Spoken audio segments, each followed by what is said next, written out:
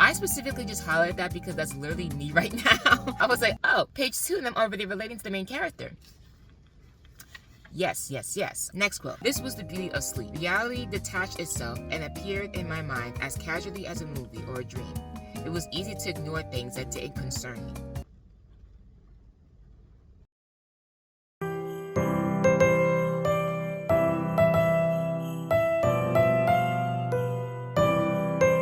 Hi guys, welcome to Vlogmas Day 8. This is the second time I am filming this intro. Today's video, we are going to be reading My Year of Rest and Relaxation, but not the entire book. We're just going to be reading quotes from the book with no context because this book has so many out-of-pocket quotes. It's comical. Just look at how deeply I annotated. I think that says enough. And this was inspired by Nicole Raffi, where she was reading quotes from the book by Julia Fox. And the reason why I'm doing this because I wanted to still do Vlogmas, but change up the content that I'm filming because I feel like the content that I filmed the first week was good because it was my first week doing Vlogmas, my first week daily vlogging. And I quickly realized that if I continue to film the same thing over and over again, I'm going to want to bash my head against my computer screen. So we're going to be doing sit-down videos this week. So I hope you guys enjoy this video because I enjoyed filming it. So that's the intro. I'm sticking with this one. So I'm gonna at least read you what the book is about. I'm gonna read the back of the book that says what it's about. The shocking and strangely tender story of a young woman's efforts to duck the ills of the world with the help of one of the worst psychiatrists in the annals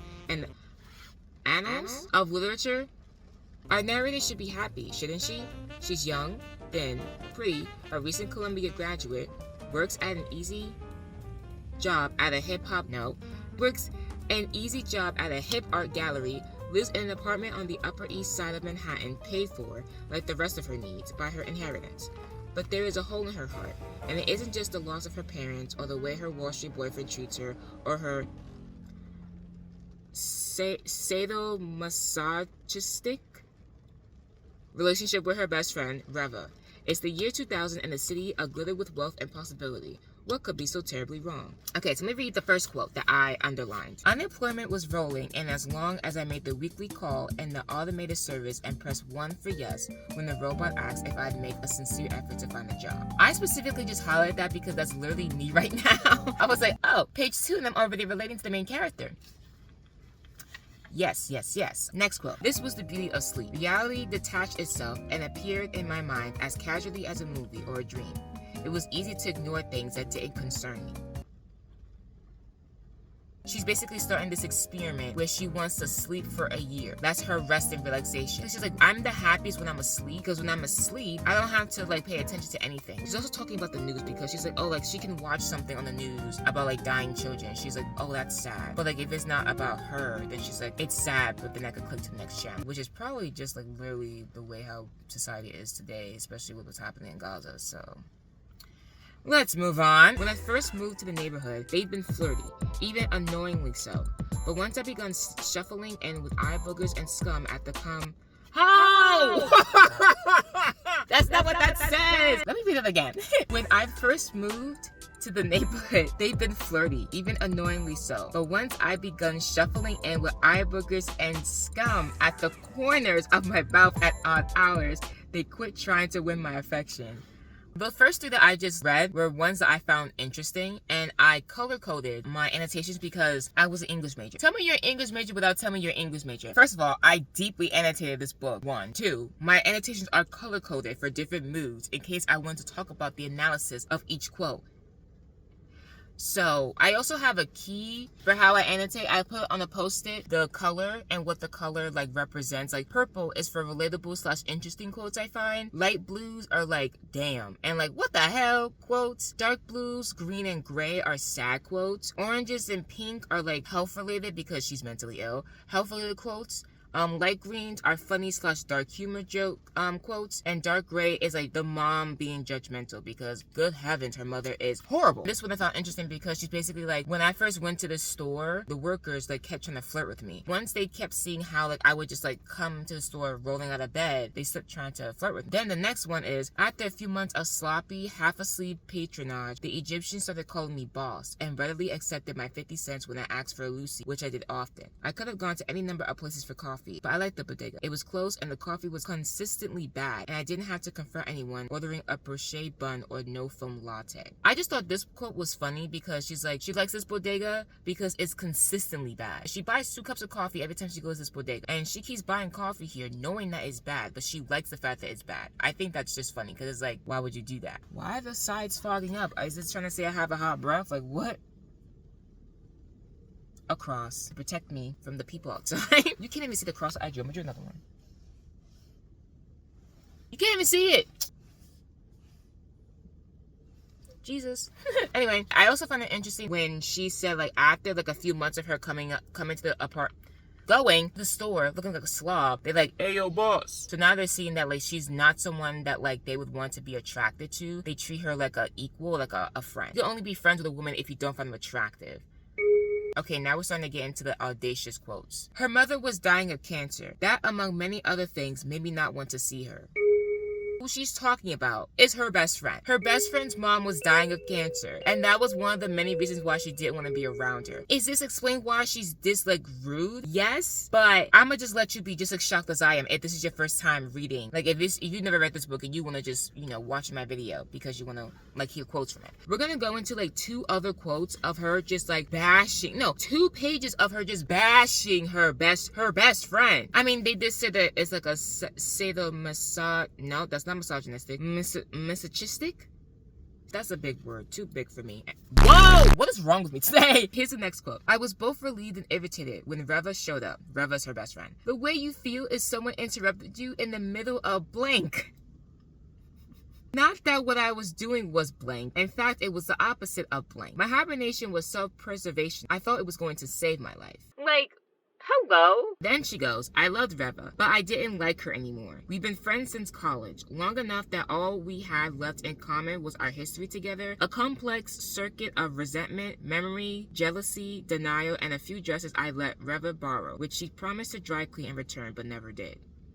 Now, I just think this is sad because imagine you finding a best friend from college and then you just like don't like them. I cannot imagine me not liking my college best friend. Like my college bestie is my girl. I love her. The past like year or 2, I've been like really realizing how much I love all my friends. So like I cannot imagine me hating my best friends. Like, I can't. Like I just, those are my girls. Like those are my girls. Next one. I'd known for years that Reva was bulimic. I knew she masturbated with an electric neck massager because she was too embarrassed to buy a proper vibrator from a sex shop. I knew she was deep in debt from college and years of maxed out credit cards, and that she shoplifted testers from the beauty section of the health food store near her apartment on the Upper West Side. I seen the tester stickers on various items in the huge bag of makeup she carried around whenever she was a slave to vanity and status, which was not unusual in a place like Manhattan. But I found her desperation especially irritating. It made it hard for me to respect her intelligence. She was so obsessed with brand name, conformity, fitting in. She made regular trips down to Chinatown for the latest knockoff designer handbag. She'd given me a Donny and Breck wallet for Christmas. She got us matching fake Coach key rings.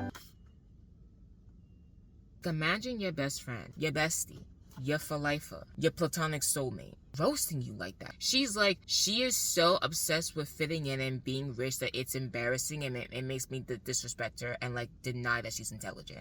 The woman was too stunned to speak. Let me hear one of my best friends saying that about me. It's on sight. I'm fighting them. That's so rude, but also that's so mean. That would crush me. I would be like, you know what? That scene from like the first Diary of a Wimpy Kid when Raleigh's like, don't talk to me. Don't call me. Don't text me.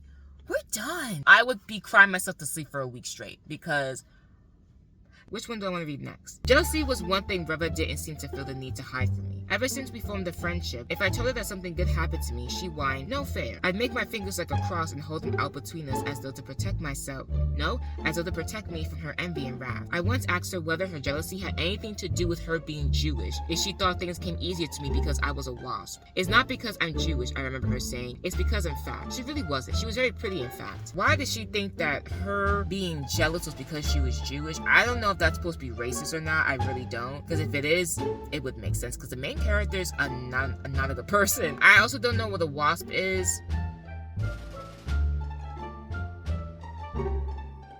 It was interesting that she made the Jewish comment, but then also the fact that she's like, it's because I'm fat. She really wasn't. She was very pretty in fact. She never said she was ugly. She just said she was fat. So now this is a quote that I read, and I was like, if any of my friends said this to me, this is what Reva is saying to the main character, which I don't know her name.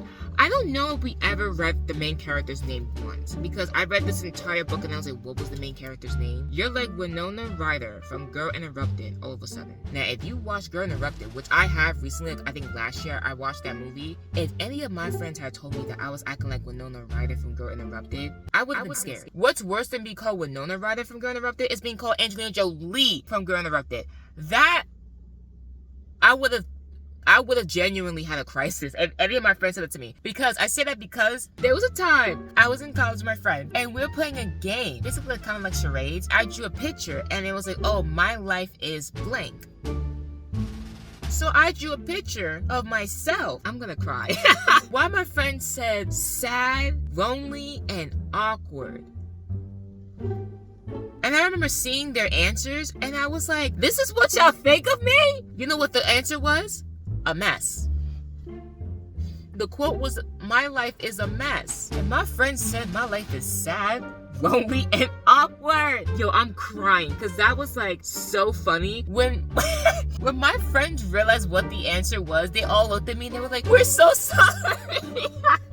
That was one of the funniest things ever, but I was just like, damn. They ate me up with that. They really did. It also was a reality check because it made me realize how obvious I was with my emotions, because I like lived my life thinking that like I was good at hiding it. In reality, it was just depending on who I'm around, it's easy to hide it from other people, because people that aren't aware of those emotions, they won't even bat an eye to. But people that either have had those emotions, know people who have had those emotions, or just are like aware of what those emotions are. Emotions being mental illness. In college, I really realized how obvious my emotions were, because every time I wrote about it or like talked to my friends, they're like, I wrote an essay, and I think I wrote it about like my insecurities that I had in high school. And why I went to my office hours to my professor, he gave me feedback about the essay, but then he also was like, oh, so like as I was reading your essay, like, you know, I noticed some things, and basically it was like, oh, there's a psych center on campus and I recommend you go. He was being nice, but I was just so not distraught, but I was just so like startled and thrown off by him being like, you should like go get help, instead of being like, you're weird for having these emotions, like you're weird. Because that was people's response to me. Like whenever I would show emotions like that, they're like, you're weird, or they're